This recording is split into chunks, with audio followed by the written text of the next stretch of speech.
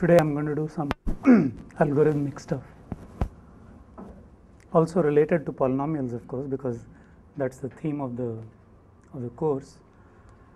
So what I'm going to do today is what you can call algorithmic coding theory.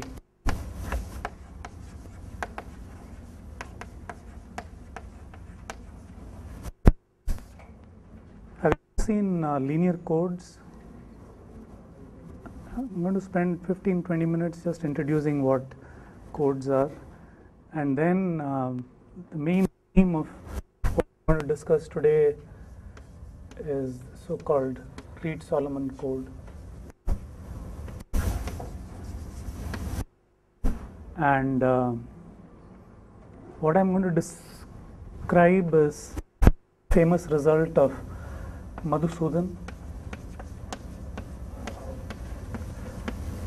Madhusoodan's list decoding algorithm.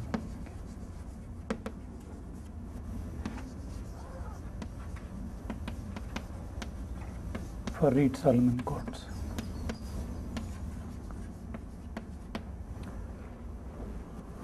So I'll introduce codes, tell you a little bit about it, rambling crash 10 introduction, and then we'll spend some time on Reed-Solomon codes. What are they? What is the distance of the code, etc. Then I'll give you first explain the Berlekamp-Welch decoder. It's the so-called unambiguous decoding algorithm for Reed-Solomon codes. And then finally we'll do Madhusoodan's list decoding algorithm. Whatever I'm telling you is from Madhu's course notes, the MIT course notes.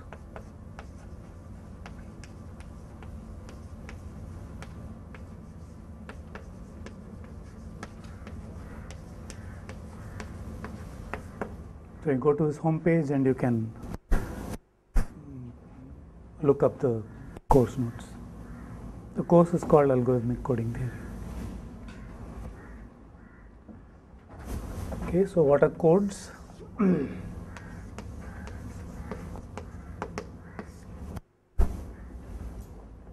So going back to Shannon, you want to send messages and you want to send it over a noisy channel.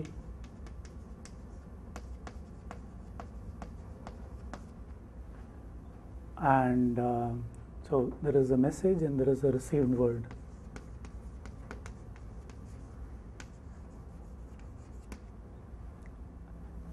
And the property of the noisy channel, the basic model that was studied by Shannon way back in 1949, 48,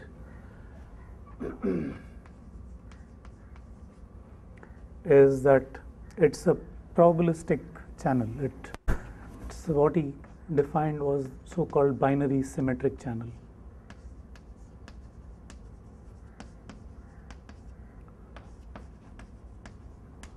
So assume that your messages are encoded in a finite alphabet. So sigma, when you're talking about the binary symmetric channel, it's a standard binary alphabet. A message is a string of zeros and ones. What you do is you transmit zeros and ones over the noisy channel. The binary symmetric channel, the channel has a certain probability p associated to it, which is the probability with which every bit can be flipped. So if it's a 0, it can be corrupted to make it a 1 with probability p. If it's a 1, it can become a 0. So probability of each bit getting flipped is some p which is less than half, because if p is more than half, then that's something that you can't handle. Okay. And in the simplest model, it's a memoryless channel, and bit is independently, the channel doesn't adversarially remember what it has done to the previous bits. Every bit it just flips with probability p. It tosses a coin. If the outcome is heads, it flips that bit, otherwise it lets it pass through.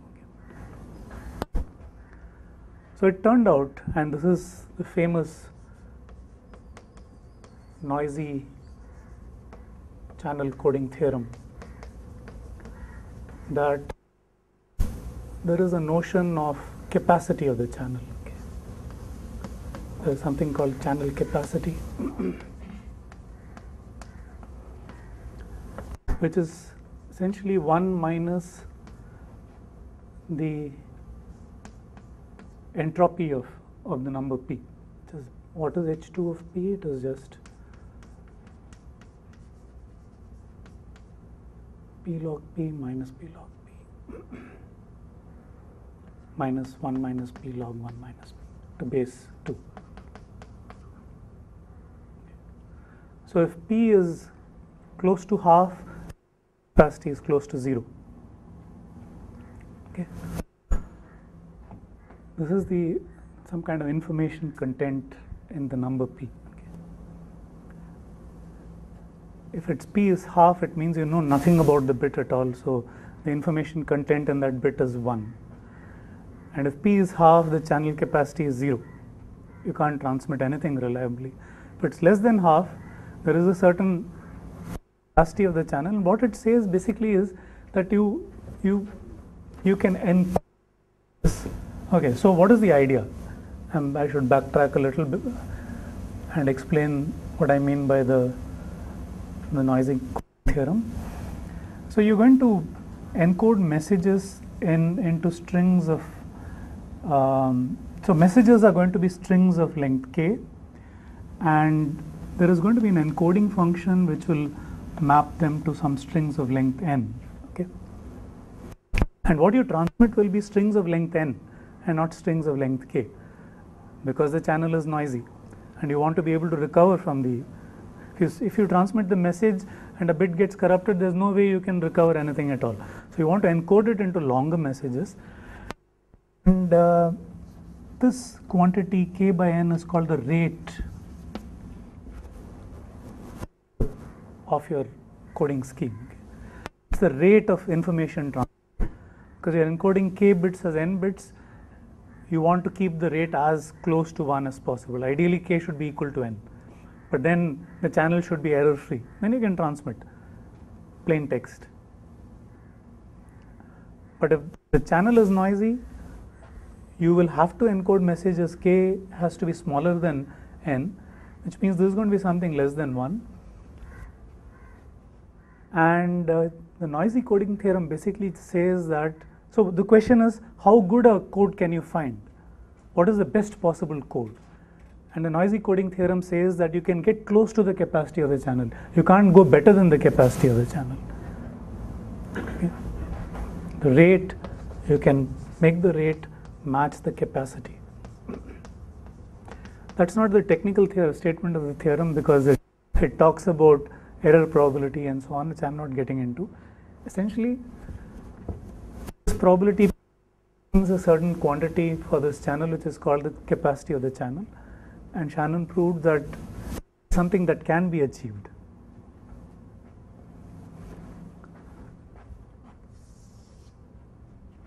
So this is like a kind of average case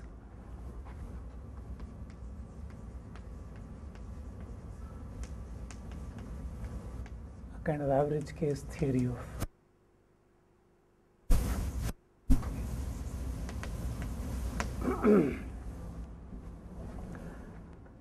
a few years after that, Hamming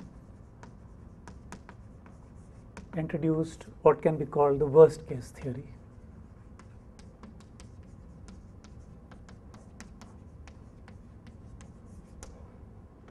So in the worst case theory, you have again a message space,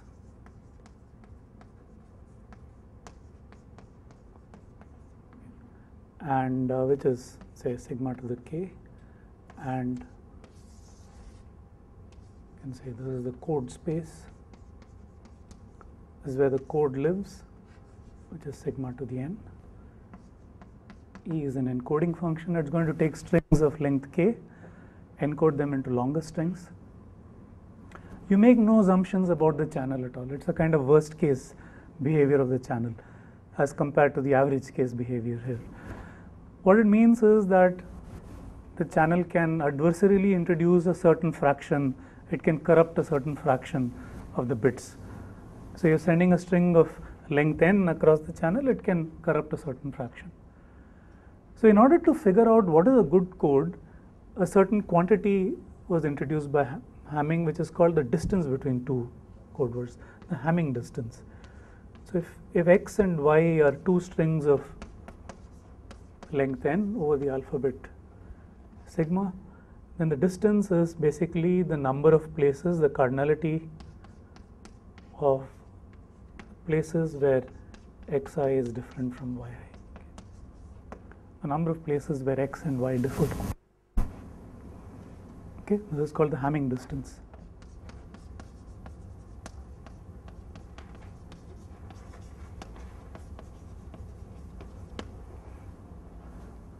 Now, so suppose you have a code. So what is a code? Code is basically an encoding function defines the code. The range of sigma to the k when you apply E is the code.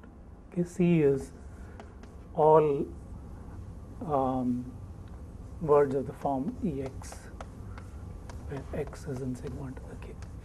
So C is basically a subset of sigma to the n.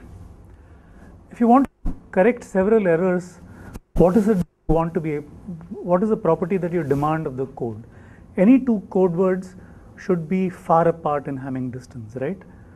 Because then if there is a small fraction of errors that occur, I would only, the received word is going to be close to exactly one code word. It's going to be, the close, there will be exactly one code word to which it is close, and all other code words are going to be far from it. So at least, by looking at all the code words, you can recover and find out which was the transmitted message. So so the notion of distance of the code is the following. I'm interested in D, which is the minimum over all x not equal to y in C. I'm interested in code words, pairs of distinct code words in C, and the Hamming distance between any two of them is called the distance of the code. So geometrically, what is happening is that you have this code space sigma to the n. Inside that, you have the actual code, which is the range of this function E, sitting inside it. What is the size of the range? What is the cardinality of C? How many elements are there in C? It has to be exactly equal to the message space, because a minimum thing that you demand of E is that it's an injective function. It shouldn't map two things to the same thing, right? So what you have is that you have the sigma to the n, which you think of as the space, and all the code words should be all wide apart. So x1 is here, x2 is here, and so on. X, cardinality sigma to the k, they're all spaced far apart. In what sense?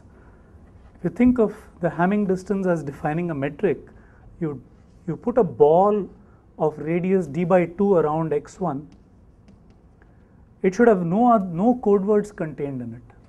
You put a ball of radius d by 2 around x2, apart from x2, which is the center of the ball, it should have no code words contained in it. So sigma to the n is like a metric space, and the code words are all spaced far apart from each other. Put a ball of radius d by 2 around any code word, it doesn't contain any other code word. So what does it simply intuitively mean? You take a code word and suppose the channel introduces at most d by 2 errors. Okay? Strictly less than d by 2 errors, so that you are not even on the border, making it ambiguous. Then you can unambiguously decode the code word.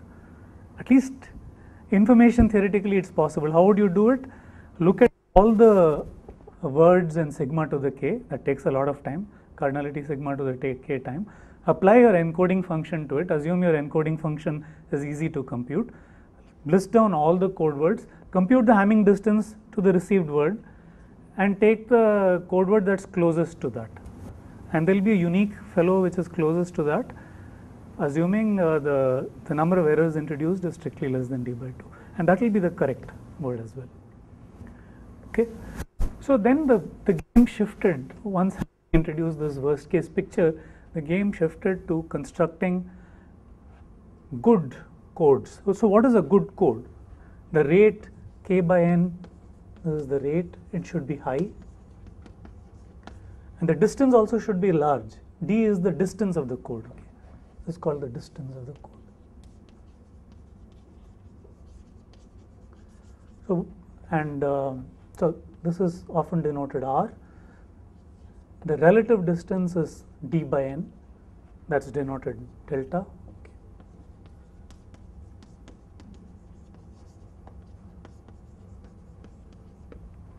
So what is it that you expect of a good code?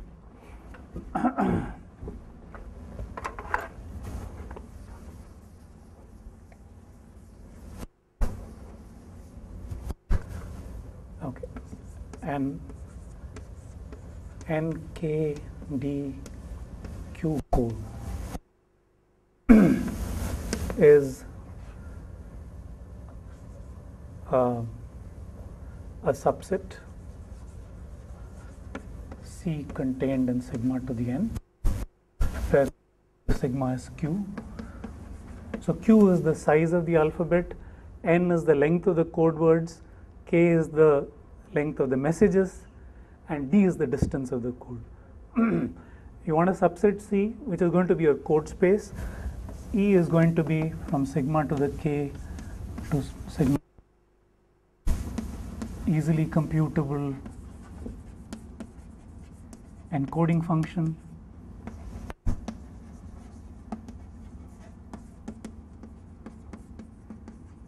where sigma to the k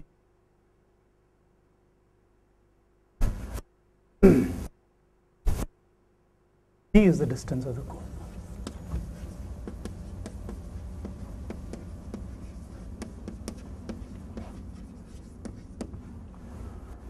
If you are interested purely in the combinatorial question, what you would want is to construct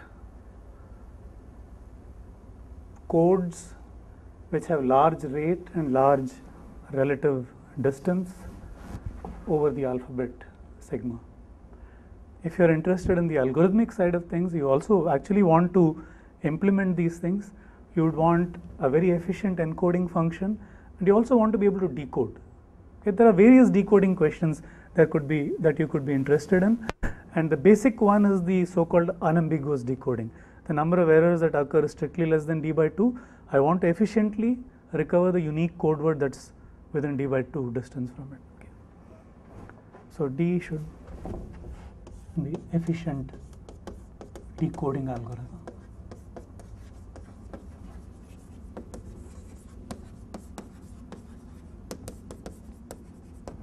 Okay, that's a very kind of sketchy introduction to the basic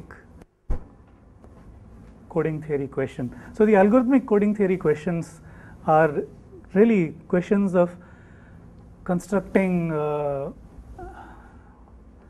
codes with large rate, large relative distance, efficient encoding and decoding algorithms. And there's been a lot of success here. There are codes where both R and delta are constant fraction. So you can have, you also want to do it for k and n as increasing parameters, not for fixed k and n, but you want a family of codes for every k and n essentially, right? And you have codes which can have constant rate, constant relative distance, and linear time encoding and decoding algorithms. But we are not going to discuss one of those codes today. So if you're interested, you can try to look up, for instance, the work of Spielmann and Sipser for linear time encodable, decodable codes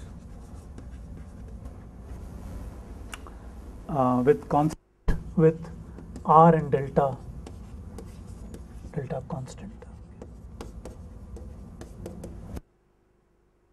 Fine, I should tell you that see arbitrary R and delta. Let's spend 10 minutes discussing a couple of bounds. And then we'll turn to the Reed-Solomon code.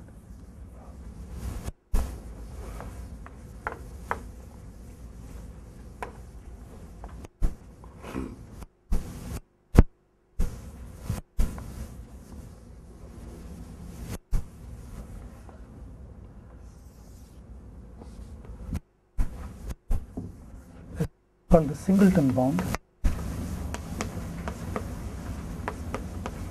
Singleton is the name of, which basically says R plus delta is at most 1 plus 1 over n.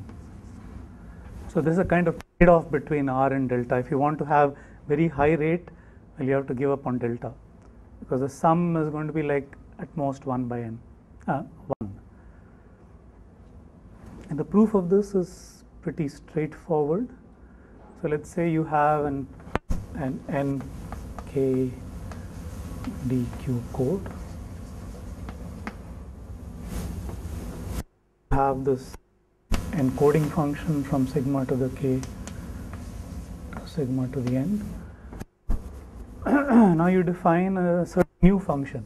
Let's call it not E, yeah, okay, E prime, let's say, which is just function from sigma to the k to sigma to the n minus k plus 1, where E prime is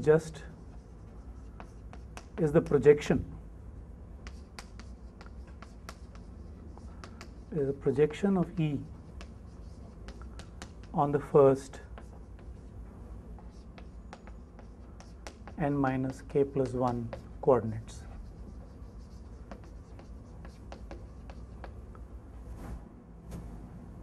So apply E and just drop the last k minus 1 coordinates.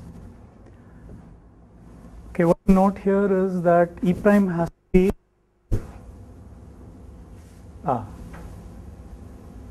I shouldn't have written k minus 1. What I mean is d minus 1. N minus d. The distance of the code. Claim that E prime is injective.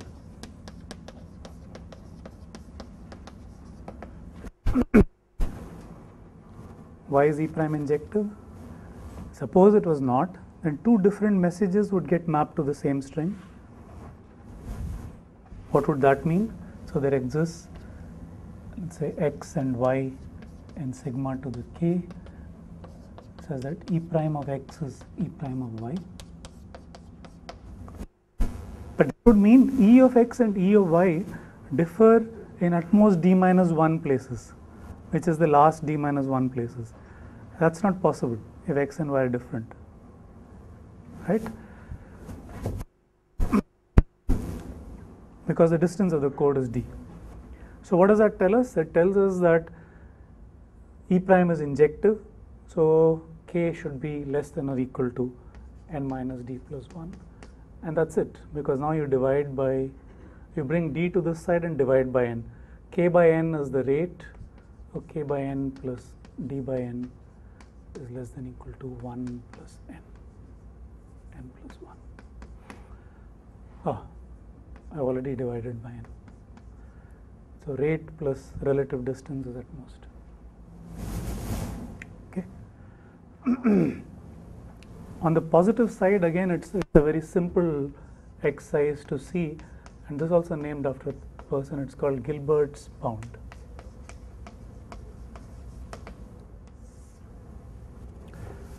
But if you forget about efficient encoding functions, you can always find very good codes. Okay, so for any relative distance delta,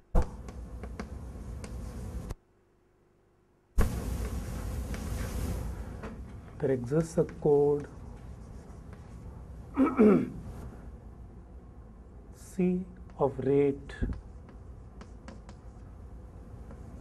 will be 1 minus h2 of delta minus something order log n by n or something like that.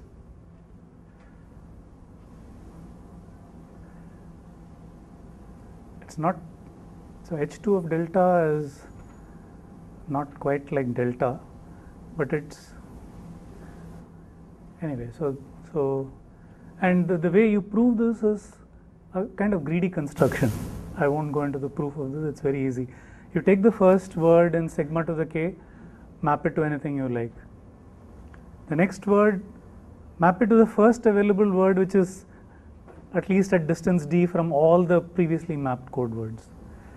And you will see that by fitting these parameters, you can find a place for all the cardinality sigma to the k words. So we won't do the proof. Not difficult to prove it. So there are these bounds. So the important one is the Hamilton bound, which tells you that arbitrary rates and relative distances are not possible. There is a trade. Can't do better than that. Gilbert's bound only tells you that you can kind of get very good codes. But these are not, these constructions are not going to give you efficient encodable, even encodable functions, let alone decodable. Fine. Now, just a quick word about linear codes and the read solve code.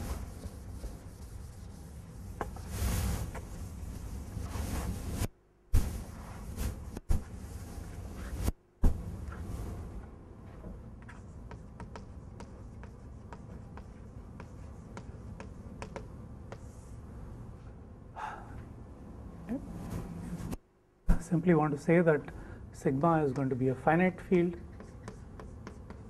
so Q is going to be a prime power, and E is going to be a linear function.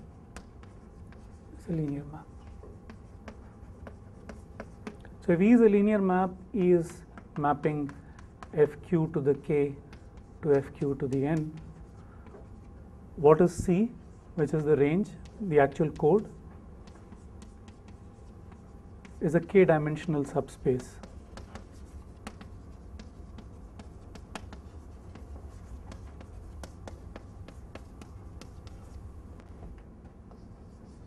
Of Fq to the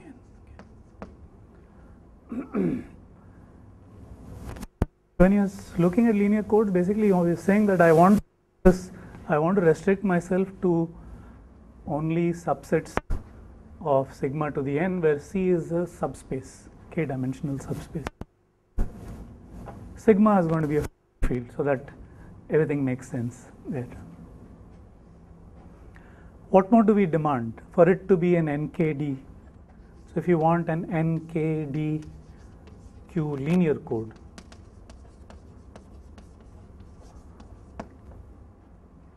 the Hamming distance, you want this should be greater than or equal to d for all x not equal to y and c in the code C. But by linearity, thing is saying that the Hamming distance between x and 0 is at least d for all x not equal to 0 in C. Because x and y have distance d if and only if x minus y, the distance of x minus y from 0 is at least d. So it's enough to just focus on 0 as one of the two vectors, because 0 is always in the range of a linear map. So 0 is always a code word. The message consisting of all zeros is mapped to the all zeros vector. And every non-zero vector should have at least d non-zero coordinates in it. Okay, this is also called the weight of the vector. So when you're looking at linear codes, what you want to focus on is to make sure that your construction has the property that every non-zero vector in your code space has a code.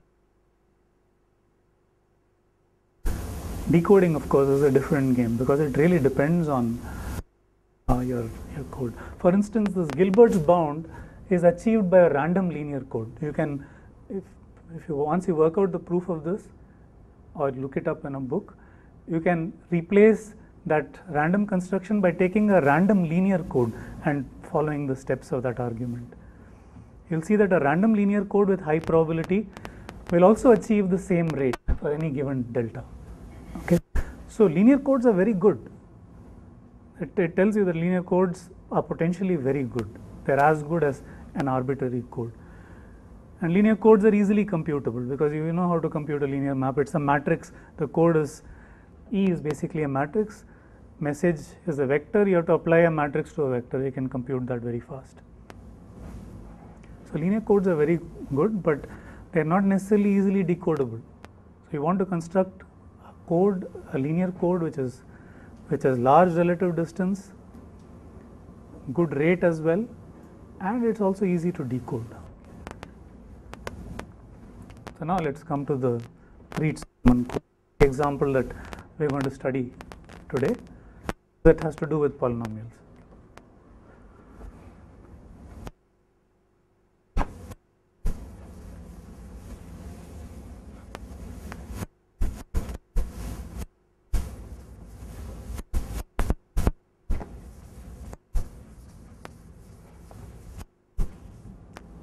Everything I said, did it make sense? Questions?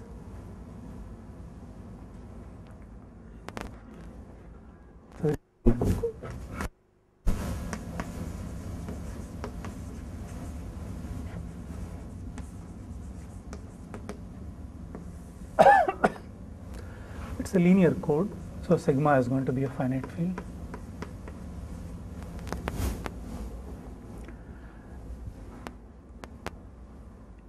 So the message space,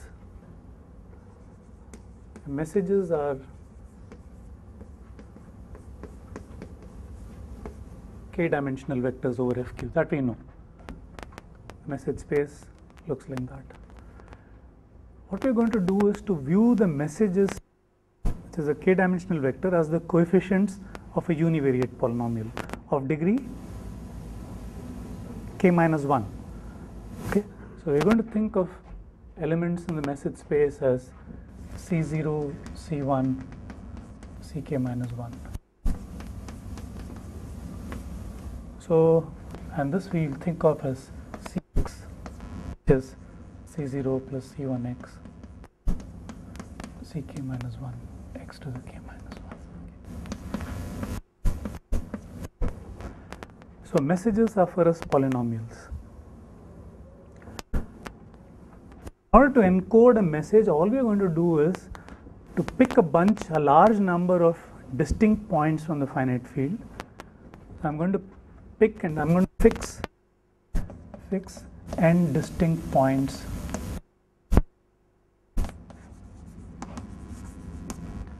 let's call them alpha 1, alpha 2, alpha n from FQ. And E of C0, C1, Ck minus 1 is just C evaluated at alpha 1, C evaluated at alpha 2, C evaluated at alpha n. Messages are k-dimensional vectors over FQ. So think of messages as degree k minus 1 polynomials in one variable. Evaluate it at these points alpha 1 to alpha n, and you'll get an n tuple. There is a catch here. What is the catch? We are thinking of the alphabet as a growing alphabet. It's not a fixed constant sized alphabet. It depends on n. I need cardinality of FQ to be at least n. That's a problem that can be handled, for instance, by your finite field FQ could be a field of the form f of 2 to the power L.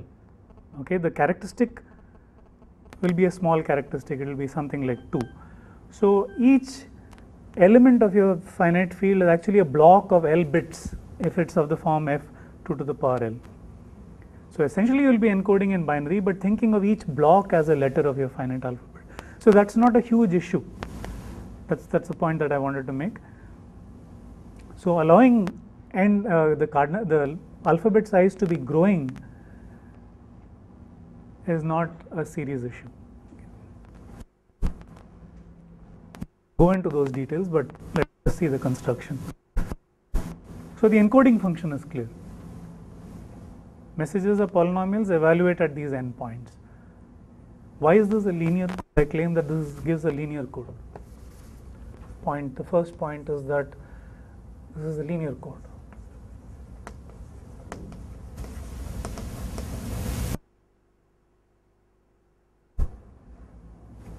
Why code?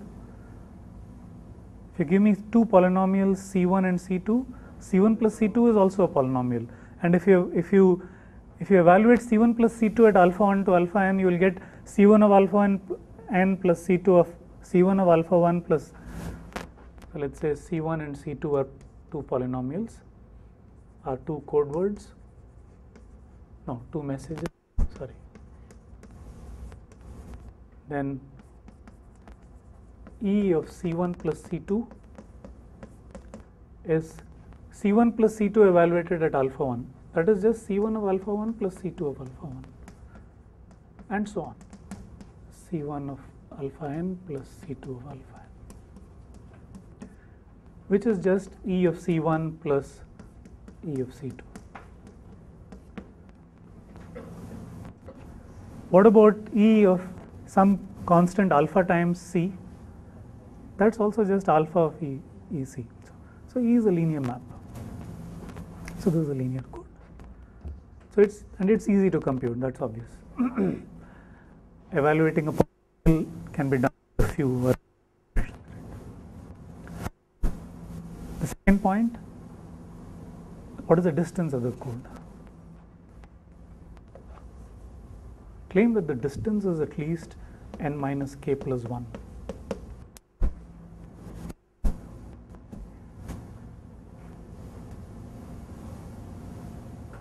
How do I do that?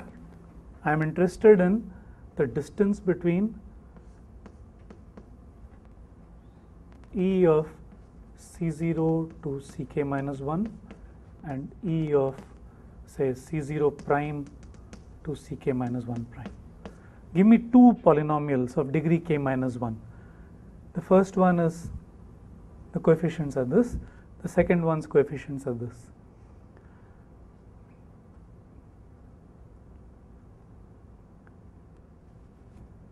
So the distance that I am looking for is, so let's call this polynomial C and this one C prime.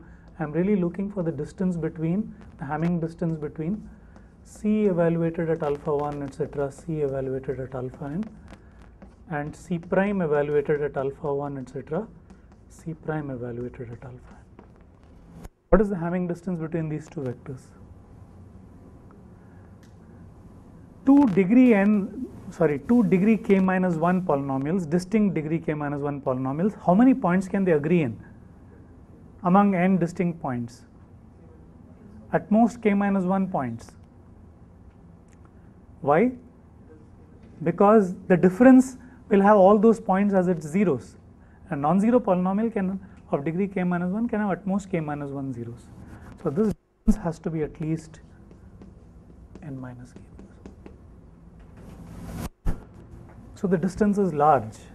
How large is the distance? What is the relative? So d is this much. What is d plus k? Plus k is greater than or equal to n plus 1. That's fantastic because it attains the singleton bound.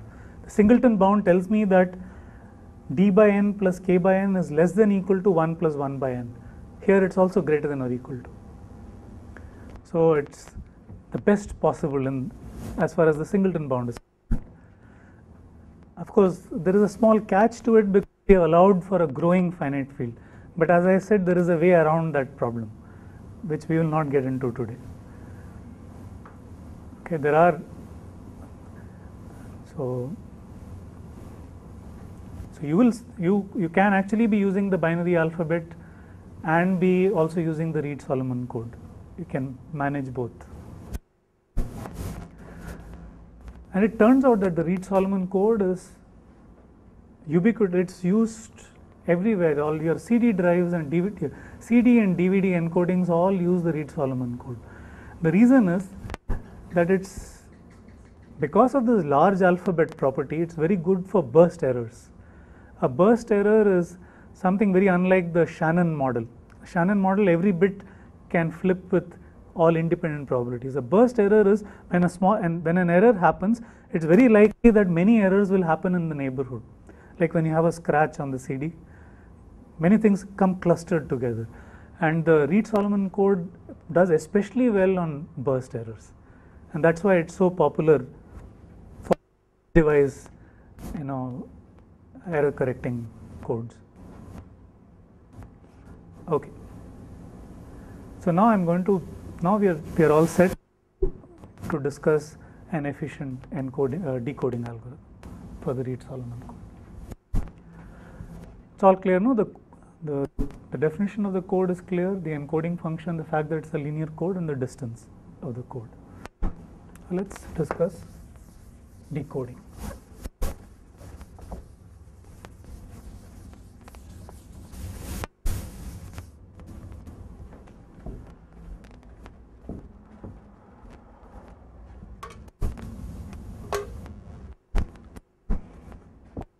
Oops, it always happens.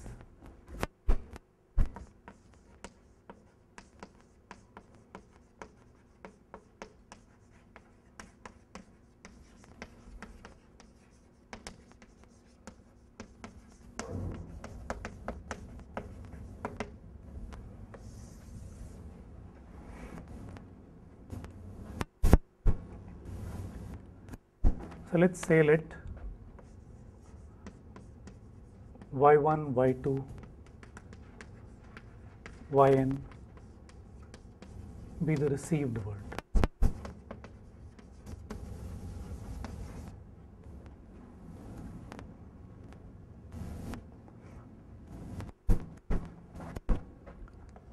And suppose number of errors E is at most n minus k plus 1 by 2.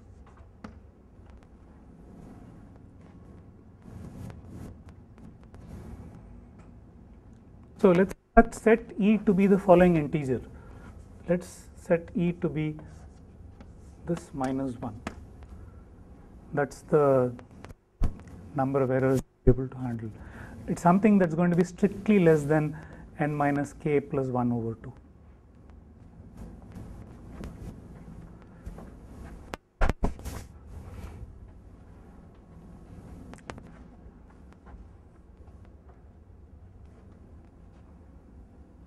So the number of errors is bounded by this quantity.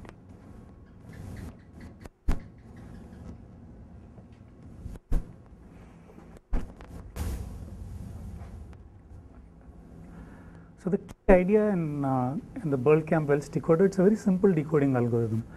It's something that they call the error locator polynomial.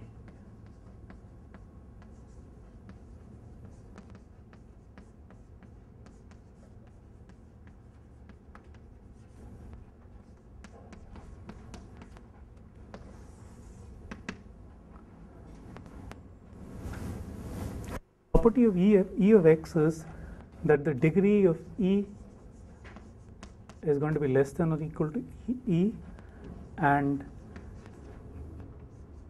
E of alpha I should be 0 if let's say C is the C is the actual message.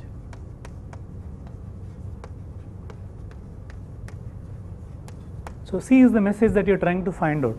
What is the job of the decoding algorithm? Received yn the message that was actually sent was C of alpha to C of alpha n. You don't know C. Of course, you know alpha 1 to alpha n because that's part of the code definition. You know alpha 1 to alpha n. You have received y1 to yn. And what you know is that, so when I say it's bound, the number of errors is bounded by E, it's the same thing as saying that the cardinality of the number of positions where C of alpha I is different from yi, this number is bounded by E. This is the number of errors. What we want to do is to recover C efficiently. In order to do that, okay, we are defining a polynomial which we call the error. But I know there is a polynomial of degree at most E which vanishes at all these points. What can I take E to be? Just the product of all those bad alpha i's. Alpha I is such that C of alpha I is not equal to yi. Just take the product of all x minus alpha i's which are in this bad set. That will, I know E exists.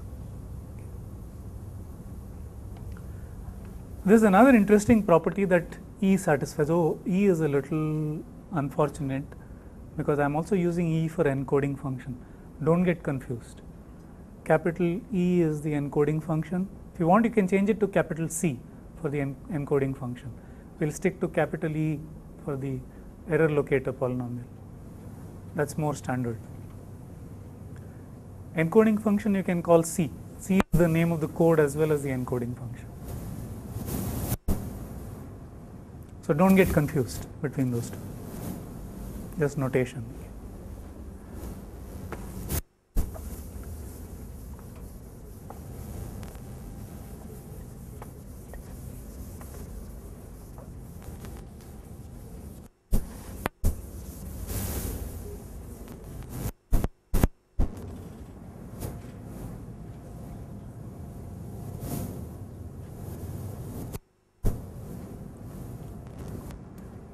Okay, so I know that there is this polynomial which I am calling the error locator polynomial. It exists. Look at Ex times two unknown polynomials. Error locator polynomial I don't know. Message polynomial also I don't know. But I know something about the product. The degree of this product is E plus K. Most E plus K.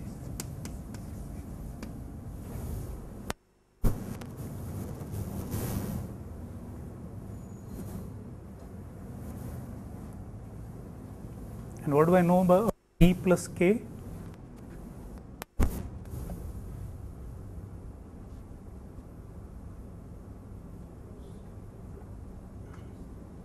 It's something like n plus K over n plus K.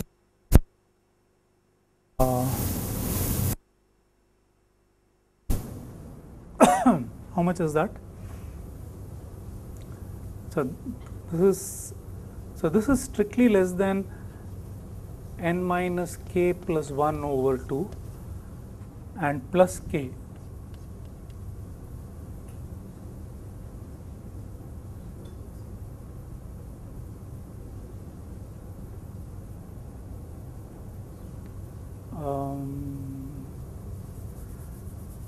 So I want to say this is less than equal to n minus K plus 1 over 2. Is that correct or not?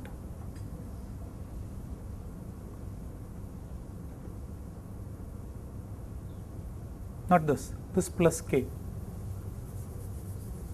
So this is n minus K plus 1 over 2.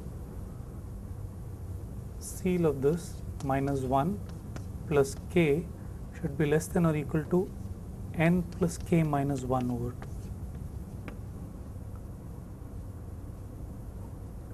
This is okay. We can check that. That's fine. Why is it fine? You club this greatest integer minus 1 into that thing. Greatest integer and minus 1. Yeah. less than this quantity. Yeah, there's a plus k as well. Yeah. So it gets added. It's a greatest integer in this plus k minus 1. So this could be one more than this. Not one more. How much? The whole thing, this greatest integer minus 1 would be greater than or equal to that quantity. Greater than or equal to which quantity? So With of this quantity. This quantity, yeah. Yeah, okay. N plus k. Okay. So it should be plus k and plus k plus 1 by 2. No, that is, I want n plus k minus 1 by 2. If the fractional part of n minus k plus 1 by 2 is there, then the second quantity is divided by 1 minus n. So therefore it will work out? Okay. Fine. So I'm going to assume, I haven't checked that yet. Okay. So this thing is something like, so this is at most n plus k minus 1 over 2. Okay.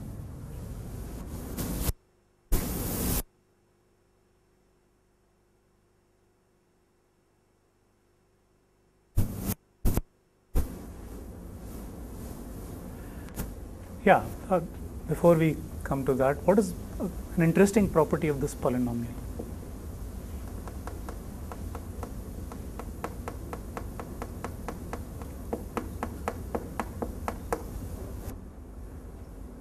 It's at, if I plug in alpha i's here, what happens to this polynomial? It's 0 at error and 0 at the error points. Okay. So in other words, it's true that this polynomial, let's call this polynomial n of x. Okay. What happens is that n of alpha I is equal to E for all I. This simple observation. Even though C has errors, the places where C is erroneous, E disappears and N also disappears. So both sides become equal because they become 0. And wherever C doesn't have an error, then by definition N is E times C. Okay. Now comes a very simple observation. So I know that the degree of at most n plus k minus 1 over 2, degree of E is at most whatever E there. Okay. Alpha i's and yi i's I know because yi i's are the received, are the elements of my received vector. Alpha I is a part of my code definition. What does this give me? This is a system of linear equations. The coefficients of n and E are unknown. Coefficients of n I don't know. So n is a polynomial whose degree is at most this much, unknown coefficients. Coefficients of E are unknown. How many coefficients are there? Whatever is its degree plus 1 many coefficients. But this is a system of linear equations in that many unknowns, and I want to solve this system of linear equations. I know there exists a solution because I know there is an n and an E which form a solution for this. So solve the system of linear equations, find a non-trivial solution. How will I find a non-trivial solution? Well, what we can do is we can assume that the leading coefficient of E is 1 because here I know for E, which is just the product of x minus alpha i's, the leading coefficient is 1. I'll put 1 as the leading coefficient. I don't know the exact degree of E. I don't know exactly how many errors have occurred, but I know it is something between 1 and E. I can try all those values. There are only E many values to try. So let's say you know that the degree of E is exactly T. Put the leading coefficient as 1 so that you get a non-trivial solution. Just solve the system of linear equations. What will you get? Say, so this is linear equations.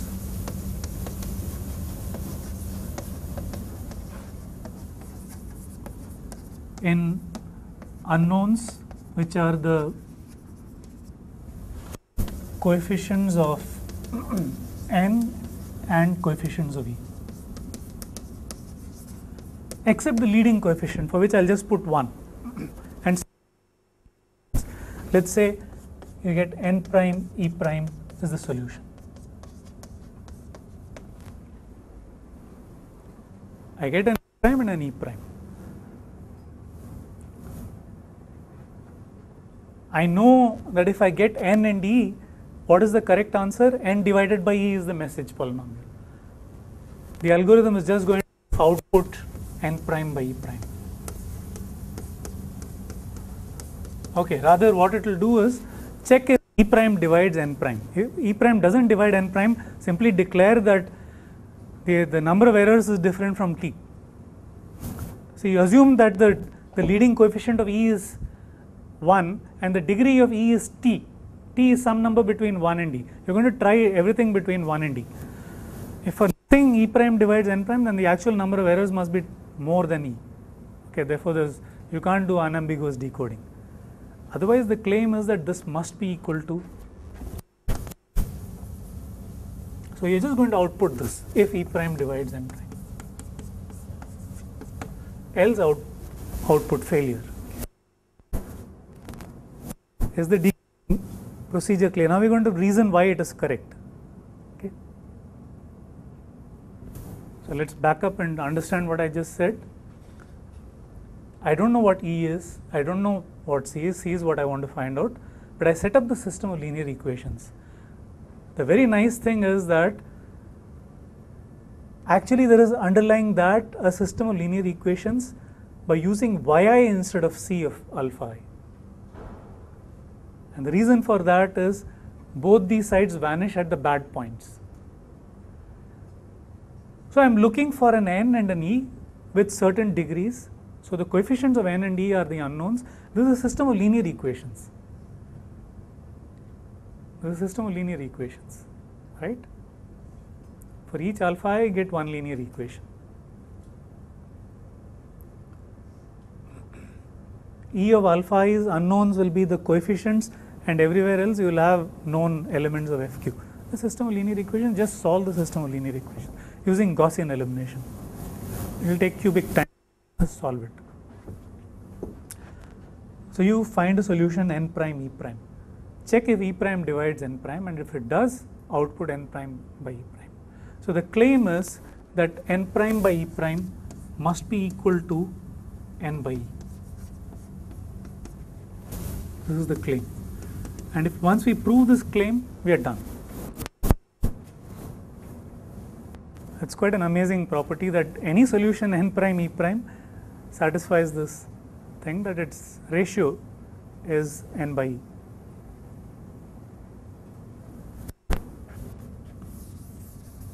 So let's check that.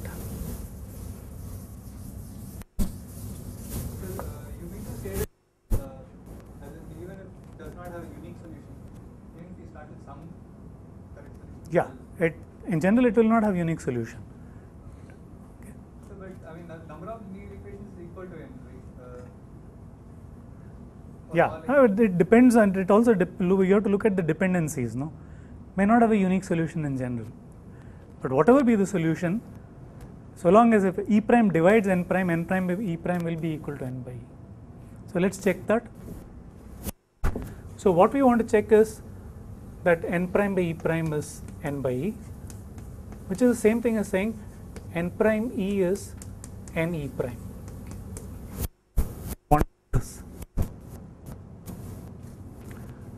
Okay, what is the degree? What is the degree of any of these polynomials? Let's say n prime into e. It's bounded by n plus k minus 1 by 2 plus, it's strictly less than n plus k minus 1 by 2 plus n minus k plus 1 by 2. That's why I was so insistent that right number there. This is strict, this is just n. So the degree of n prime e and similarly n e prime is strictly less than n. and still there are n roots. Why is it that there are n roots? Evaluate at alpha I. So let's see what is n prime e at alpha I. That's the same thing as n prime at alpha I multiplied by e at alpha I. But n, because it's a solution for the system of linear equations, is e prime at alpha I multiplied by yi. And yi multiplied by ei is n at alpha I.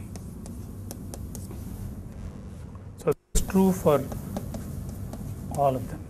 And since alpha 1 to alpha n are distinct elements from FQ, this difference is a polynomial which vanishes at n distinct points. So it must be identically zero polynomial. So n prime into e is n into e prime.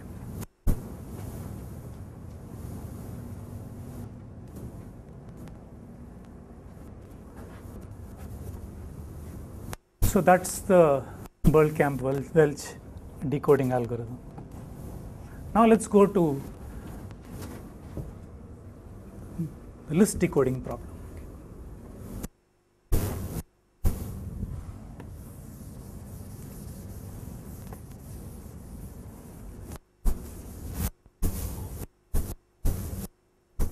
Before that, let me just give you an interesting kind of application of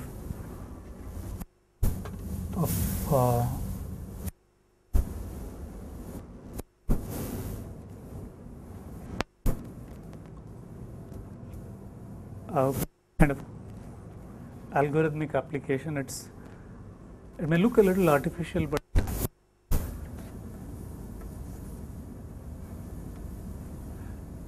it's like an application of to a multivariate setting.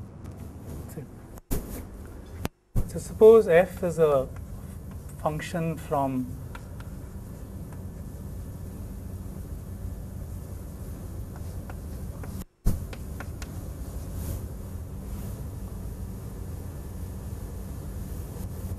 okay, let me not do that. I'll explain the list decoding algorithm and we'll discuss one application. I may be left with no time then for the list decoding. Okay.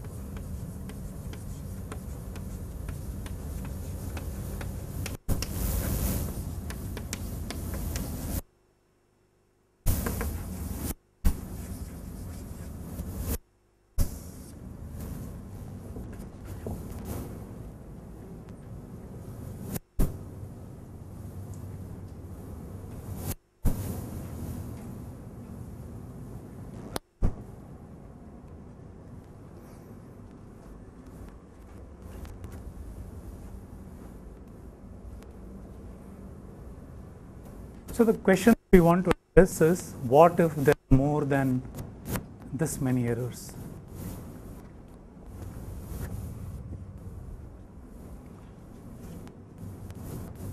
And so the general problem, the algorithmic problem is,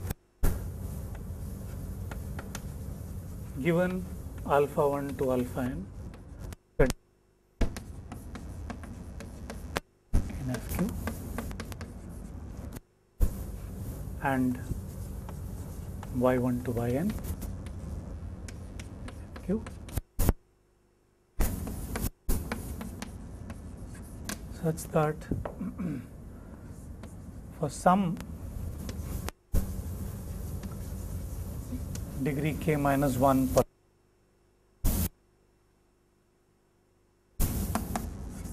C of places. So now look at the number of places where it agrees. C of alpha I, let's call this number T. This is the number of places where it actually agrees.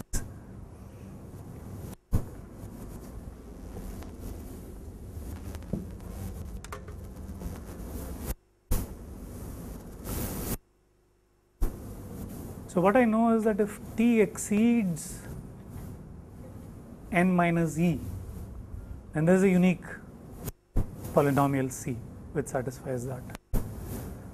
But suppose t was just k.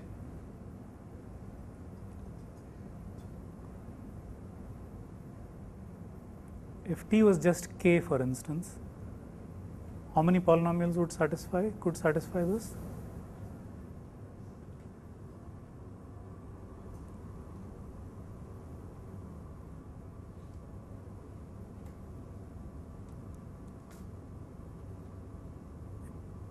Potentially, for every subset of,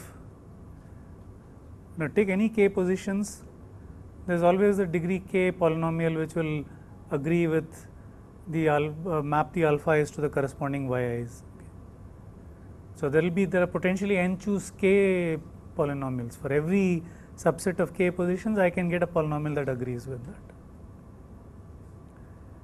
So the number of polynomials can be very large if t is very small, potentially. I am not actually constructing an example, but potentially if t is very small, it can be very large. But what he proves is that if t is more than 2 times square root of k times n, then there exists at most square root of n by k polynomials of degree k minus 1.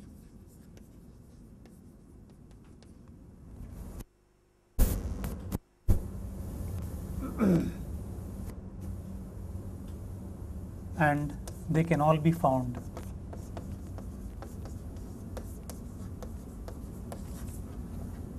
in randomized polynomial time.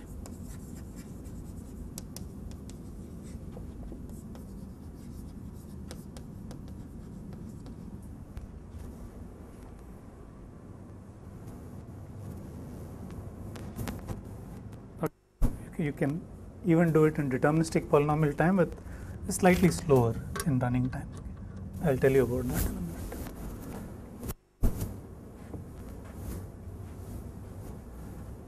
So notice that this quantity could be potentially much smaller than n minus e. N minus e is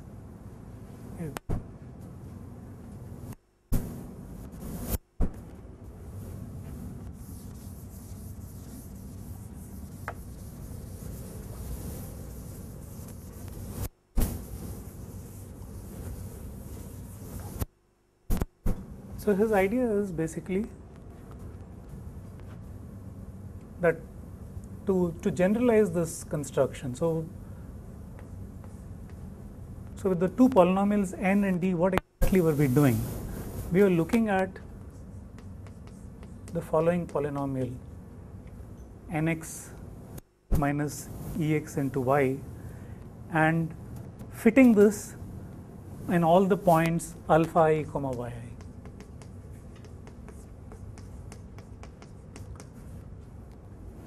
We optimize alpha I comma yi to lie on this curve. Think of this as a two-dimensional curve because it's a polynomial in both x and y.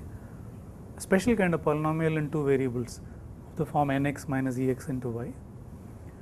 And this is, we wanted to find n and e which will fit through all points alpha I, yi. Of the right degrees, n and e should be small enough in degree. If you did that, then n by e was the solution that you wanted.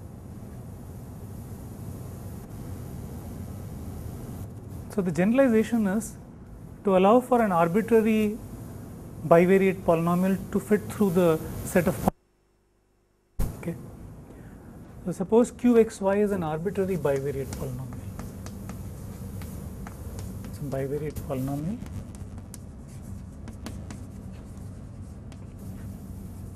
over fq of degrees, let's say, of x degree,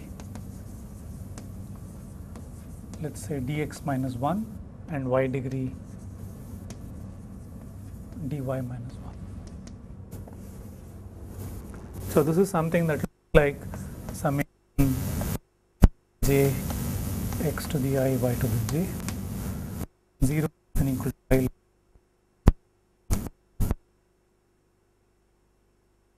dy minus 1. dx and dy is something that we want to determine. Okay, we'll choose it appropriately. See what are the conditions that we need to impose on it, and then choose it appropriately. And what we want is that this polynomial goes through all these alpha I, yi, the same previous Berlekamp-Welch decoding algorithm. How many terms are there in this? What are the unknowns in this polynomial? The coefficients.Cij's are the unknowns.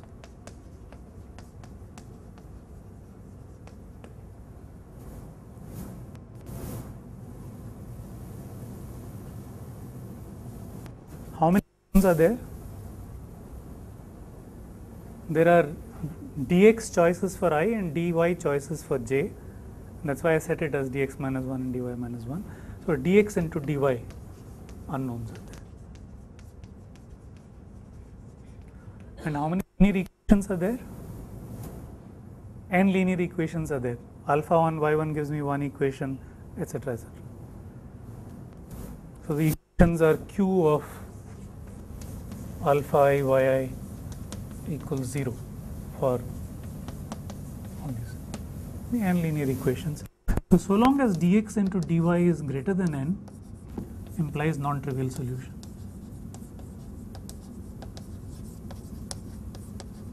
So compute it.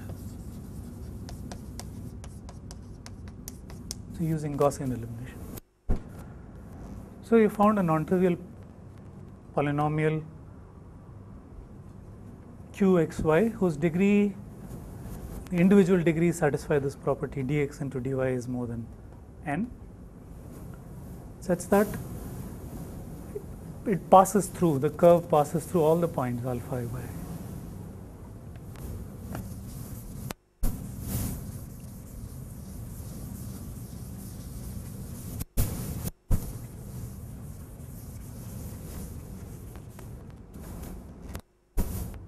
Now comes the claim.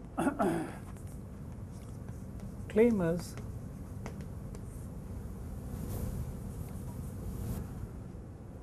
that if y minus cx is a factor of qxy, the degree of c is less than equal to k minus 1, then cx is a code word, not a code word, is a message polynomial.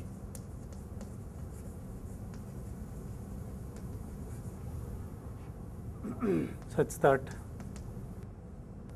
the number of I where C alpha I equals yi is at least t, and vice versa. I should have written if and only if. So C is a message polynomial that will agree with data alpha I, yi in at least t points if and only if y minus is a factor of qxy. Now I need this random polynomial time algorithm to factorize the bivariate polynomial. So there is a polynomial factorization algorithm which I'll use to factorize it and get all the irreducible factors. Y minus cx is obviously an irreducible factor because its y degree is 1. I claim that that's enough. So let's prove this claim.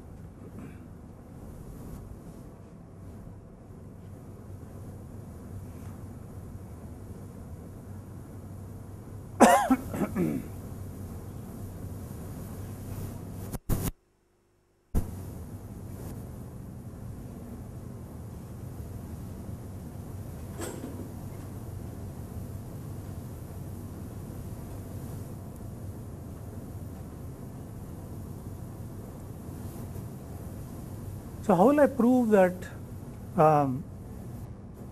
So So suppose C is a polynomial that satisfies this. The star.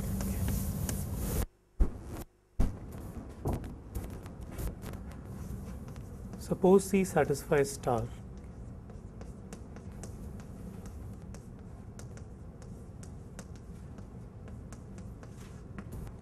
I want to prove that y minus Cx will divide Qxy. How do I prove that y minus Cx divides Qxy? What I'll do is I'll write Qxy as a univariate polynomial in y. So its coefficients will be like q0x plus q1xy. What is the degree of y? Something dy minus 1. So x y to the dy minus 1. The degree of y is dy minus 1. Write q like that. Minus Cx divides. If I actually algorithm, what will I get?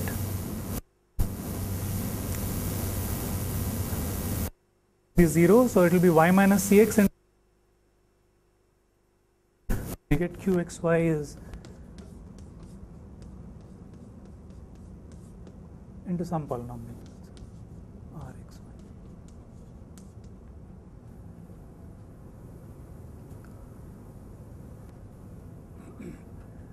In general, if I divide by y minus so some quotient, so maybe I should write s plus Rxy. In general, this is what I will get. Now, when I substitute y equals Cx, how will I argue that the remainder is 0? When I substitute y equals Cx, I know this is going to vanish.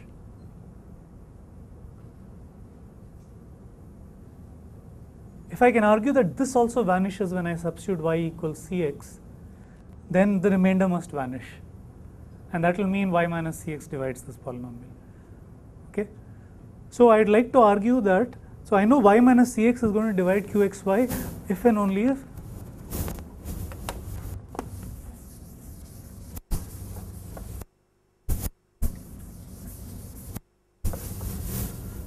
I know that y minus Cx divides Qxy if and only if Q of x comma Cx is the 0 polynomial, is identically 0. It's like saying that you substitute the root, the value of the root is Cx, y x. You plug it in, it should be 0. That's happening at the level of indeterminates. Now I want to check that Qx is 0. How will I check that? What is the degree of this polynomial? Let's just see what the degree of this polynomial is. And that we can see by the degree here. What is the degree of Qx comma Cx? The Q0x, Q1x, etc., they all have degree at most dx minus 1. And for y, we are substituting Cx, which is of degree k minus 1. So the degree of this is clearly bounded by dx minus 1 plus k minus 1 into dy minus 1. Right? Dx minus 1 plus dx is just dx minus 1, contributed by q0, q1, etc. Instead of y, we are plugging in Cx, so the y degree gets inflated by a factor of k minus 1. And what we want is that this should be less than n. So if this is less than n, we are done, because this vanishes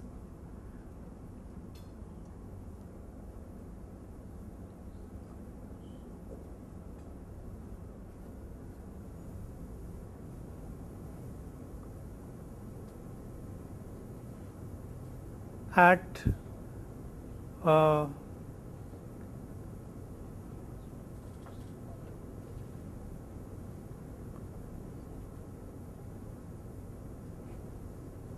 Doesn't it vanish at all the points?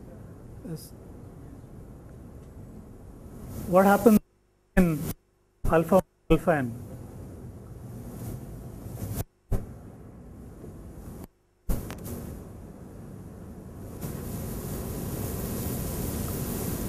So it should be less than t. It vanishes at least 2 points. So long as the degree is less than t, we are done, not less than n. I don't know if it vanishes at, I know it vanishes only at t points, because only at t of the yi is c of alpha I equals yi. So what I want is to choose dx and dy so that dx into dy is greater than n, and this quantity is less than t. Okay, now let's, so because if this happens, means this its degree is less than t and it is vanishing at t points, that means it must be identically 0. If it's identically 0, it means y minus cx divides this. If and only if. So it takes care of both sides of the claim. So now all I want to do is to choose my parameter correctly. We'll choose, what should we choose these things as? Yeah, one second. I want to choose dx and dy so that dx into dy is greater than n, and this quantity is less than this. So, okay, I don't remember the exact choice, but we'll work it out in a second.